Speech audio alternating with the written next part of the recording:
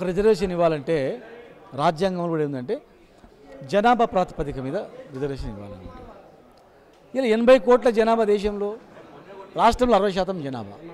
60% జనాభా వాళ్లకు ఏ ప్రభుత్వం వచ్చినా మేము ఇస్తామని ఇచ్చుకుంటూ వచ్చారు. కానీ ఈ ప్రభుత్వం మనం ఏం చేసింది, మీకన్నా ఎక్కువ ఇస్తామని అధికారంలోకి వచ్చింది. ఈ వర్గాలంతా కూడా గెలిపించుకున్నారు, మంచి మెజార్టీతో గెలిచిండ్రు.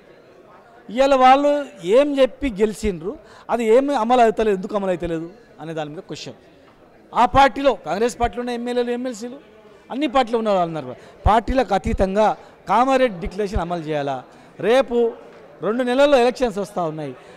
6 నెలల్లో కులగణన చేసి 24,000 మందికి రాజకీయంగా మీకు పదవులు వస్తాయి కొత్తగా అని చెప్పి, మరి ఈరోజు కులగణన చేయకపోవడానికి కారణం ఏంటి? రిజర్వేషన్ ఇవ్వకుండా మీరు ఎలక్షన్లో పోతారా, మరి ఇమీడియట్ కులగణన చేసిపోతారా?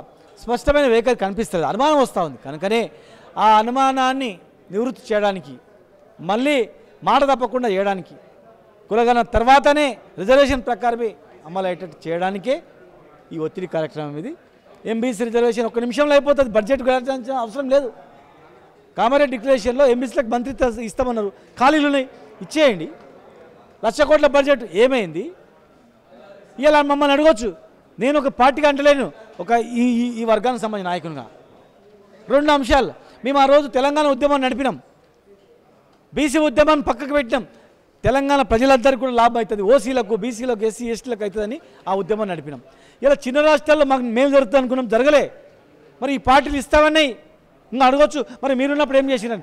మేము ఉన్నప్పుడు ఏం చేయలేదు కనుక మీకు ఇచ్చిర్రు, మేము చేసేకాడు చేసినాం, మాకన్నా మీరు ఎక్కువ ఇస్తామన్నందుకు మీకు ఇచ్చిర్రు.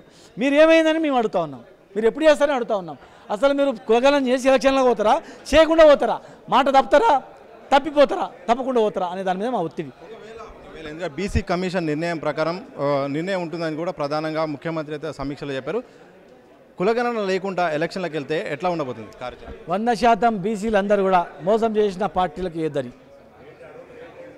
మోసం చేసినటువంటి వాళ్ళను ఎండగట్టాలనేది లక్ష్యం. అది 100%.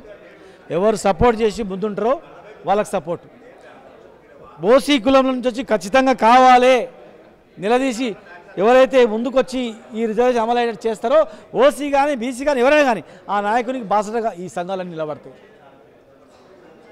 కులగణన చేయకుండా ఎలక్షన్ పోతే ఖచ్చితంగా ఈ సంఘాలన్నీ కూడా అదే కార్యక్రమం ఉంటుంది, గ్రామీణ స్థాయి నుంచి అదే కార్యక్రమం ఉంటుంది.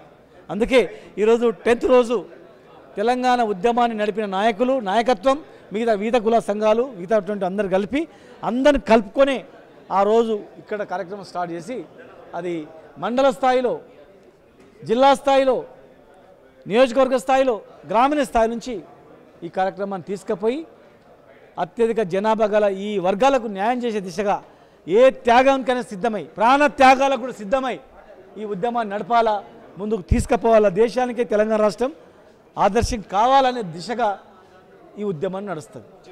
తెలంగాణ ఉద్యమం ఆ తరహాలో బీసీ ఉద్యమం జరగబోతుందని చెప్తున్నారు. కానీ బీసీలో ఉపకులాలు చాలా ఉన్నాయి, బీసీలలో ఐక్యత గురించి కూడా చాలా వార్తలు కూడా వస్తున్నాయి. బీసీలో అయితే సాధ్యమా? ఈ ఉపకులాలకు లాభం జరగాలనే బీసీ జనగణన. ఈ ఉపకులాలకు జనాభా ప్రాతిపదిక మీద అందరికీ లాభం జరగాలని మా తపన. అవసరం అనుకుంటే మా వాళ్ళు ఇంకా తక్కువ సంఖ్య గల ఓబీసీలో కూడా వాళ్ళని ముందర పెట్టి వాళ్ళకి న్యాయం చేయాలన్నది. ఇలా ఓబీసీలకు ముందు మంత్రిత్వ శాఖ ఇవ్వమంటున్నాం, మాకు 9 మంత్రి పదవులు ఉండాలి, కానీ మొదలు ఎంబీసీలకు ఇవ్వమంటున్నాం. ఎందుకు? ఆ వర్గాలకు ఖచ్చితంగా అన్యాయం జరిగింది కనుక లాభం కావాలని.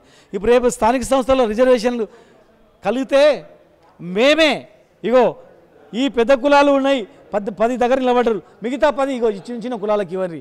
5 ఇండ్లు కావచ్చు, చిన్న వాళ్ళు ఉండరు, కానీ 5 ఇండ్లు ఉన్నా కానీ తక్కువ సంఖ్యగానే ఈ వర్గాలకు మీరు ఇవ్వండి, మేమందరం సపోర్ట్ చేస్తాం అని చెప్పి కూడా మేము చేస్తాం. వాళ్ళకి న్యాయం జరగడానికి ఈ పోరాటం.